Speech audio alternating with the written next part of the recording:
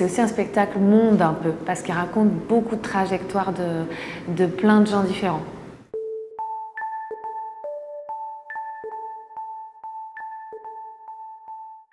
Alors 1200 tours, c'est les tours de la machine à laver d'un cycle d'essorage pour un peu raconter comment nous on est pressurisé dans le monde actuel au niveau de l'information, de la quantité de choses qu'on doit supporter, on va dire. Et il y a aussi cette idée de ces 1200 séquences de la vie de personnages d'un monde en fait multiple qui vit à Paris dans les années 2020.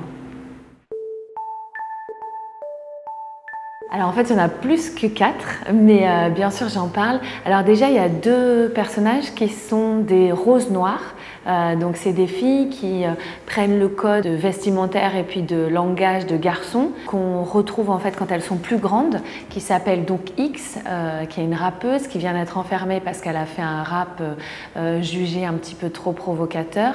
Et puis Raïssa, qui est une jeune élue députée. Donc ça, c'est les 2 roses noires. Puis à côté de ça, il y a une autre femme qui s'appelle Mère Courage, qui tient un des derniers kiosques à journaux de la ville de Paris.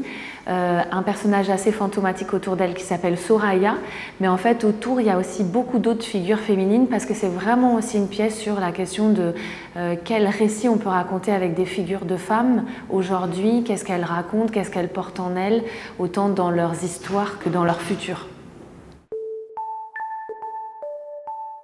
En tout cas, c'est une très forte inspiration pour l'auteur, Sidney Ali Mehleb, qui a vraiment grandi avec le hip-hop conscient, avec toute cette question d'art mêlé. Donc c'est très important pour lui dans l'écriture et il y a toutes ces disciplines qui se retrouvent et qui s'agitent.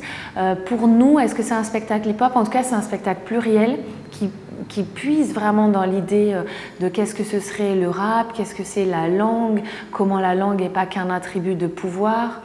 Des questions qui brassent en fait tout ce que aussi le hip-hop a amené. C'est un spectacle très musical.